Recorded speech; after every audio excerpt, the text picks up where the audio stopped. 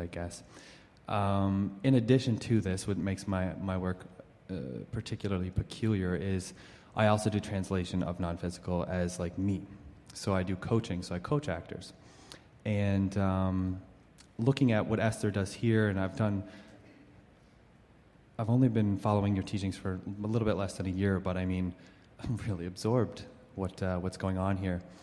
And it just matched up with what I already had the knowing of. Yeah. And so as Esther sits here and relaxes into the frequency, the station from which Abraham broadcasts, that's very, very, I want to say it's special because it's similar to what I do, but it's funny, as an actor, I can come up with and conjure lines and words and things for characters that may or may not exist, but they do through me.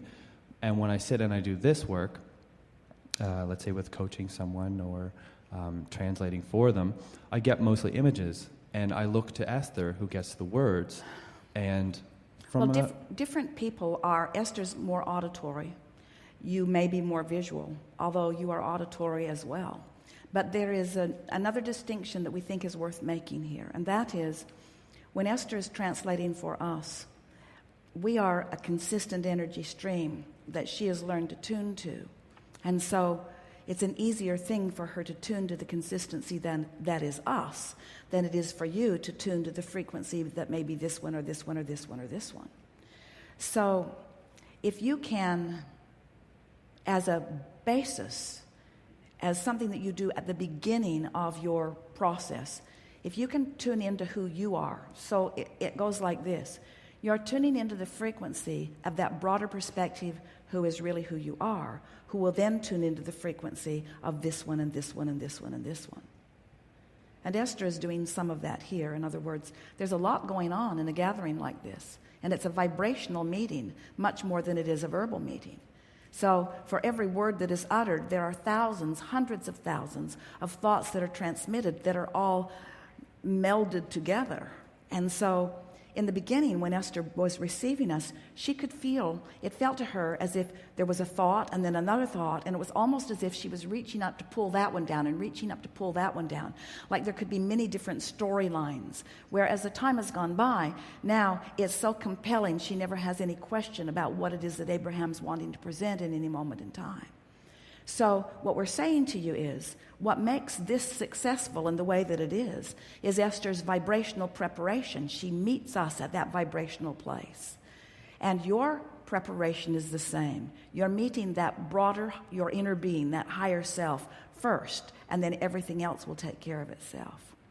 We ask you a very important question at the beginning, and we didn't really take the time for you to give us a sufficient answer. But we want to know, what is your preparation when you are attempting or getting ready to receive inspiration about a character that you might express? Let's just do that for a moment rather than extract it from another. What is your preparation? In other words, we ask you the question, do you get to know the character? Do you get to know the character? Is the character placed in his environment? Is the character placed in his mood or attitude? Is the character placed in his circumstance?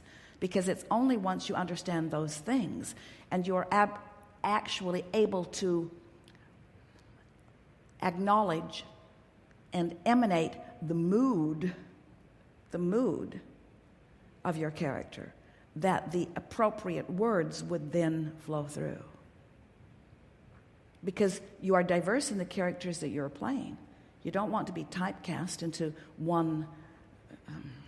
That's like my forte. I have such an extreme range of characters, and even when I'm on camera or in pictures, a lot of people say, that's not you, or that doesn't look like you at all. And I say, isn't that cool, though? That's my job.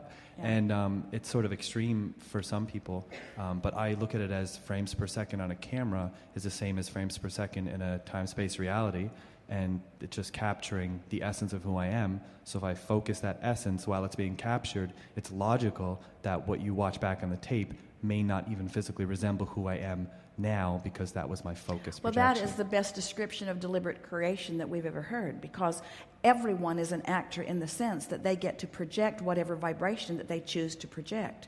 And here you are doing it deliberately, intentionally, in a broad range of attitudes and moods and experiences and life experience. And in every case, you are an actor doing that, so you're not jeopardizing what your vibrational being or point of attraction is. But if everyone who's listening in would understand that deliberate creation is just exactly that.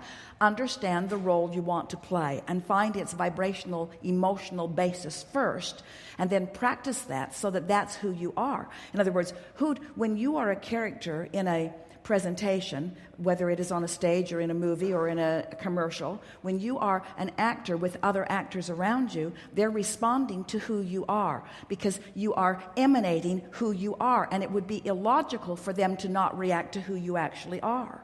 Well, this is the way the entire universe is responding to you. The universe is responding to each of you. You are an actor in a role, and everything and everyone else is responding to that which you are emanating, you see. So you just need to decide, am I a prosperous person standing here in this role that the universe is reacting to? Am I a revered and respected co-worker in this environment, or am I someone that gets beat up and picked on?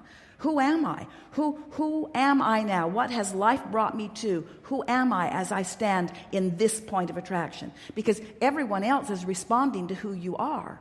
This is why everyone who has ever written a movie wants a really good cornerstone key actor, because they know you get an actor like that, you just need one actor like that, and an actor that is really in sync with who he is and what's going on. He will extract from everyone that interacts with him the exact performance or behavior.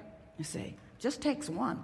Just takes you standing where you are, being who you are. You can set the tone in your family. You can set the tone at your work. You can set the tone in the pod of traffic that's driving where you are. You can set the tone in the behavior of a hotel. You can set the tone in the restaurants that you frequent. You can set the tone for the way your children behave in their life experience. You can set the tone. You are the center of this universe. You are.